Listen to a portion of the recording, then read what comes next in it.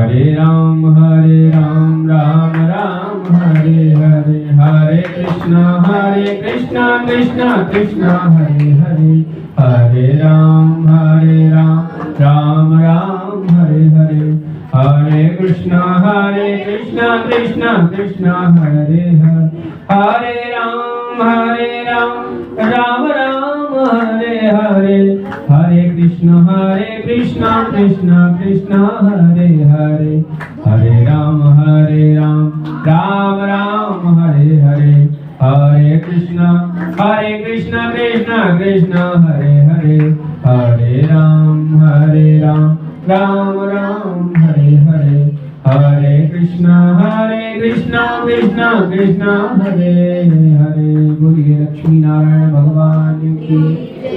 सूत जी महाराज पंचम अध्याय की कथा को श्रवण कराते हैं। ऋषियों ध्यान से सुनो, प्राचीन काल की बात है। एक तुंगध्वज नाम का राजा था जो भगवान का बड़ा भक्त था और प्रतिदिन देवालयों में जाकर के भगवान का दर्शन करता था और उसके राज्य में सभी सुखी थे। एक दिन की बात, राज्य में शिकार खेलने के लिए गया, बहुत प्रकार के पशुओं का संहार किया, पूरी सेना साथ थी, सभी मंत्री साथ थे और अपनी राजधानी को लौट रहा था। उसी समय एक भयानक जंगल से वो गुजरा और जंगल के मध्य में एक विशाल जो है बरगद का पेड़ था, जहाँ पर ग्वाल बाल भगवान नारायण का पूजन कर रहे थे। राजा उसी स्थान पर रुक गया और अपनी सेना को रुकने का भी आदेश दे दिया। सेना भी रुक गई। राजा को आया हुआ देख करके भगवान के प्रसाद को गोपगणों ने जो है ला करके प्रसाद को दिया, पर अभिमान के कारण राजा ने उस प्रसाद का त्याग कर दिया, जिस कारण से राजा के 100 पुत्र नष्ट हो गए। 10 पुत्र शतम नष्ट धन धान्याधिकम चयत। 100 पुत्र जो है नष्ट हो गए और धन धान्य सब नष्ट भ्रष्ट हो गया। गुरु जी की शरण में आए हैं। गुरु जी ने कहा तुमने भगवान के प्रसाद का त्याग किया, इसलिए ऐसा हुआ है। जाकर के पुनः उस स्थान पर भगवान से क्षमा याचना करो, सब मंगल हो जाएगा। ऐसा जब सुना तो जाकर के जो है क्षमा याचना करी है। भगवान प्रसन्न हुए, राजा का जीवन मंगलमय हुआ।